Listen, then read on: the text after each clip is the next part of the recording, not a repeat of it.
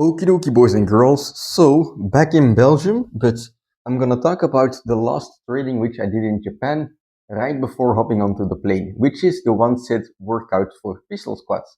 I did this workout a couple days ago as well for the first time in a very long time, and I got 33 reps. Today, my goal is 52 reps because my previous PR on continuous pistol squats, max pistol squats at just body weight is 51.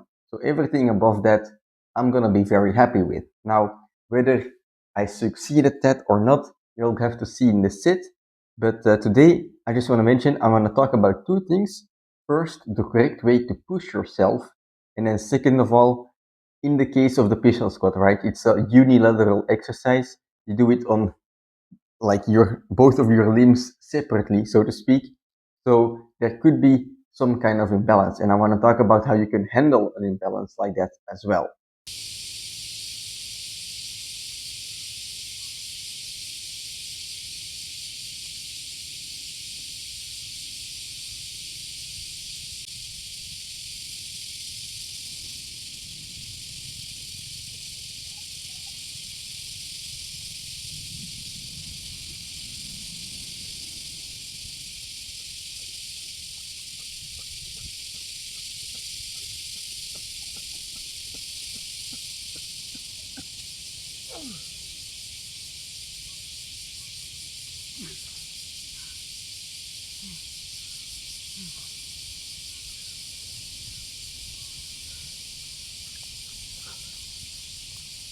That's the sit done. I might have sped it up a little bit because I did hit my goal, 56 reps.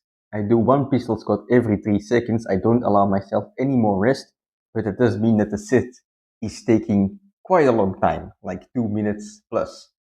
But anyway, 56 reps, I got my goal. But the most important thing is the way I failed. Last time I mentioned during this one set training that pushing yourself in a singular set is a skill in itself. Just like the planche is a skill, just like the front lever is a skill, the pistol squat, the push-up, whatever you're doing, there's a technique to it. And the same is true for pushing yourself.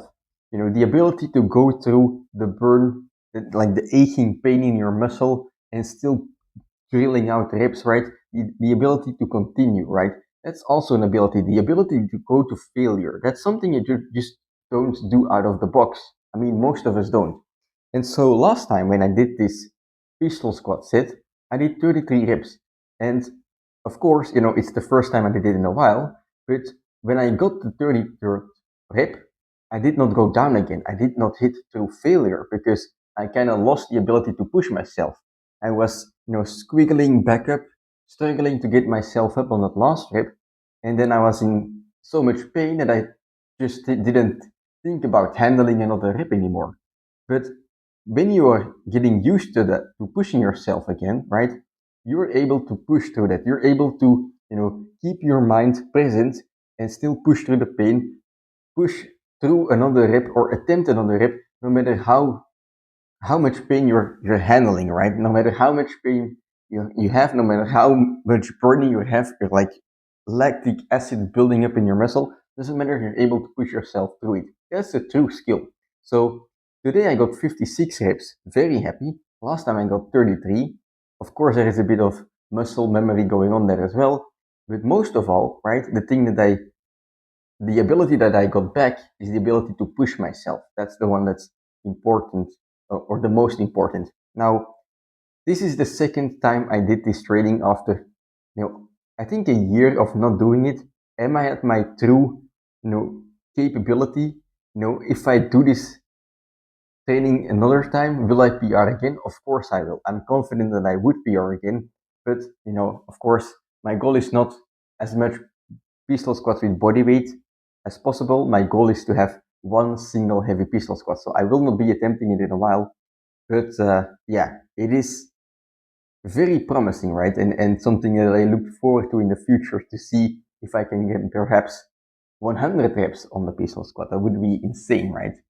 But anyway, I'm gonna play the second set, the set on my right leg, and then I want to talk about how you can handle imbalances.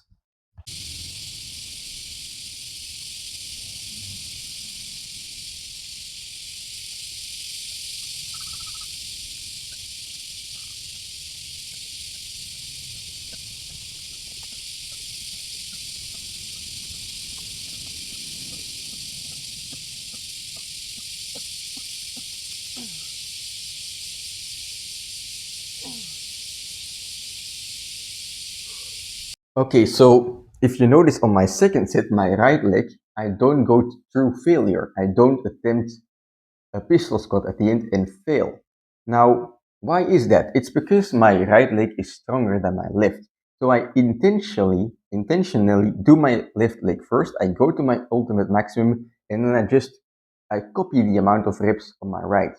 Now, it's a bit of a frustrating thing, right? Because you know you're able to do more on your right leg or on your strong leg, your strong limb, whatever you want to do more, but you should not do it. And in my opinion, that's because if you do that, the imbalance between your two limbs is going to grow even bigger. While if you just copy, the amount of reps on your strong side, the balance will diminish over time. Of course, there's always going to be some imbalance, but it's gonna get smaller. That's for sure. Now, when it comes to this imbalance, right?